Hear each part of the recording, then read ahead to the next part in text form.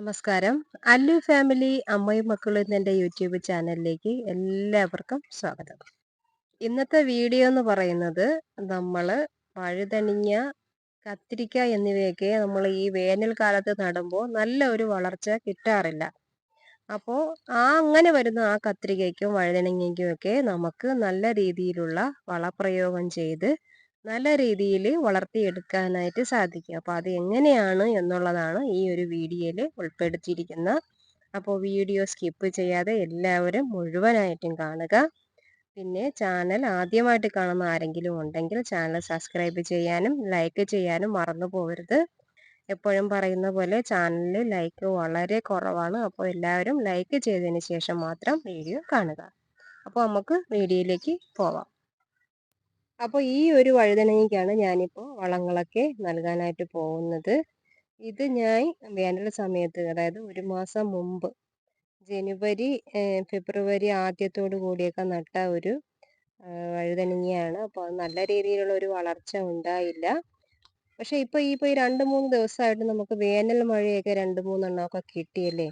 അപ്പോൾ മണ്ണൊക്കെ ഒന്ന് നനഞ്ഞിട്ടുണ്ട്. അപ്പോൾ ആ ഒരു സാഹചര്യത്തിൽ നമുക്ക് ഇതിനെ കുറച്ച് മണ്ണിളക്കി വളങ്ങളൊക്കെ ചെയ്യാം. അപ്പോഴത്തേക്കും മഴക്കാലം ആകുമ്പോഴത്തേക്കും ഇത് നല്ല രീതിയിലുള്ള വളർച്ച വളരുകയും ചെയ്യും, നല്ല രീതിയിലുള്ള വിളവ് നമുക്ക് തരികയും ചെയ്യും. അപ്പോൾ അത് എന്തൊക്കെയാണ് നമ്മൾ അതിന് വളമായിട്ട് നൽകാൻ പോകുന്നത് എന്ന് നോക്കാം.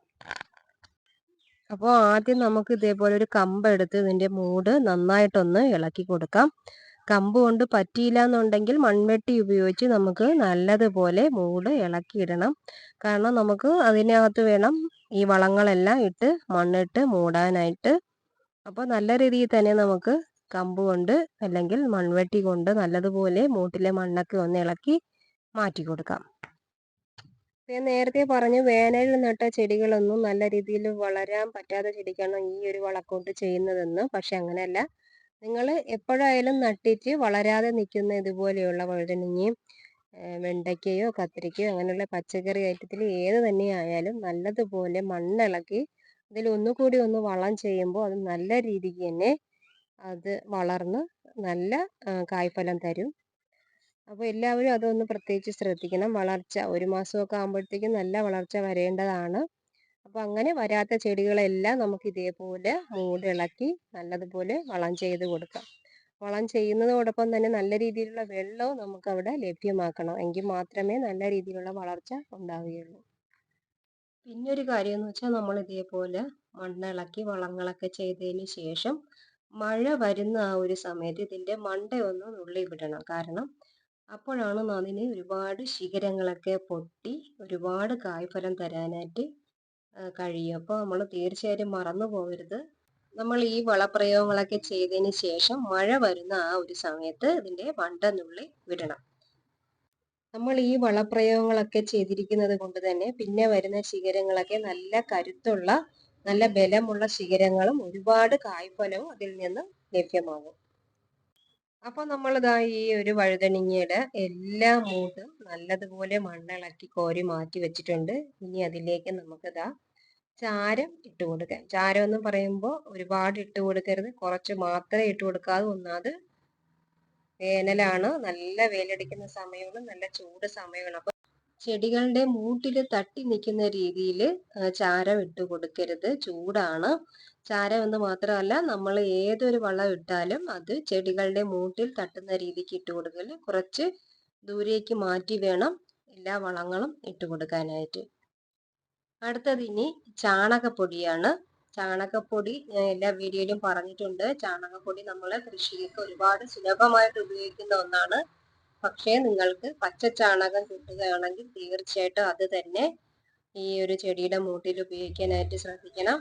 പച്ച ചാണകം നല്ല രീതിയിൽ വെള്ളവും ഒഴിച്ച് ഒന്ന് കുറുകുറാന്നാക്കി എടുക്കണം. അതായത് നമ്മളെ ദോശയുടെ മാവിന്റെ പരുവത്തിലാക്കി എടുത്തതിന് ശേഷം എല്ലാ ചെടികളുടെയും മൂട്ടില് അത് ഒഴിച്ചു കൊടുക്കുകയാണെങ്കിൽ വളരെ നല്ലതാണ്.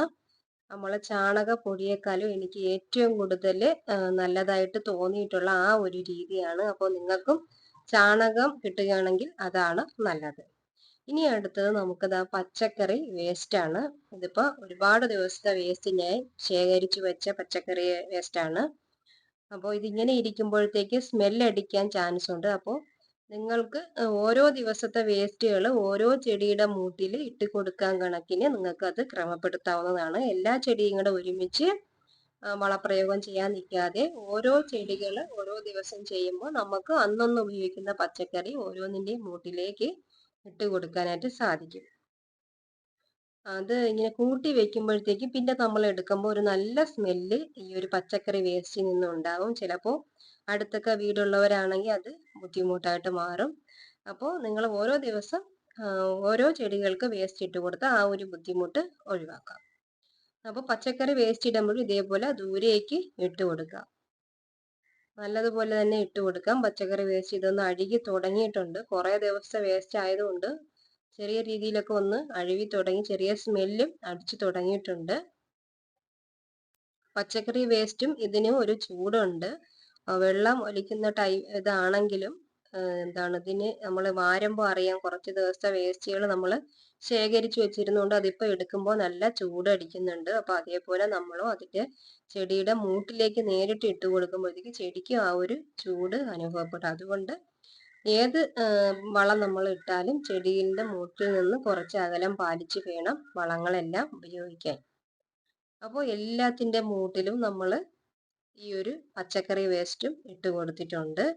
ചാരം, ചാണകം, പച്ചക്കറി വേസ്റ്റ്, ഇത് മൂന്നുമാണ് ഇപ്പോൾ ഇട്ട് കൊടുത്തിരിക്കുന്നത്. ഇതിന് ശേഷം നമുക്ക് ഈ ഒരു കുഴി മൂടാം. മൂടിയിട്ട് നല്ലതുപോലെ വെള്ളം ഒഴിച്ചു കൊടുക്കുകയും ചെയ്യുക. എപ്പോഴും നമ്മൾ രാവിലെ ചൂട് സമയമാകുമ്പോൾ രാവിലെയും വൈകുന്നേരവും വെള്ളം ഒഴിക്കുന്നതായിരിക്കും നല്ലത്. അതല്ല നിങ്ങൾക്ക് അത് ബുദ്ധിമുട്ടാണെന്നുണ്ടെങ്കിൽ എപ്പോഴും വൈകുന്നേരം മാത്രം വെള്ളം ഒഴിക്കാനായിട്ട് ശ്രദ്ധിക്കുക. രാവിലെ ഒഴിക്കുന്നതിനേക്കാളും വൈകുന്നേരം ചെടികൾക്ക് വെള്ളം ഒഴിക്കുന്നതാണ് ഏറ്റവും ബെറ്ററായ സമയം. അപ്പോൾ അങ്ങനെ ചെയ്യാനായിട്ട് എല്ലാവരും ശ്രദ്ധിക്കുക.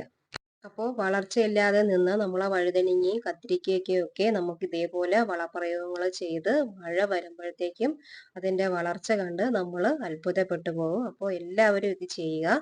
മഴ വരുമ്പോൾ അതിൻ്റെ മുകൾ ഭാഗം മണ്ട നുള്ളി വിടാനും ആരും മറന്നു പോകില്ല. അപ്പോൾ അടുത്തൊരു വീഡിയോ വീണ്ടും കാണാം. Okay, by.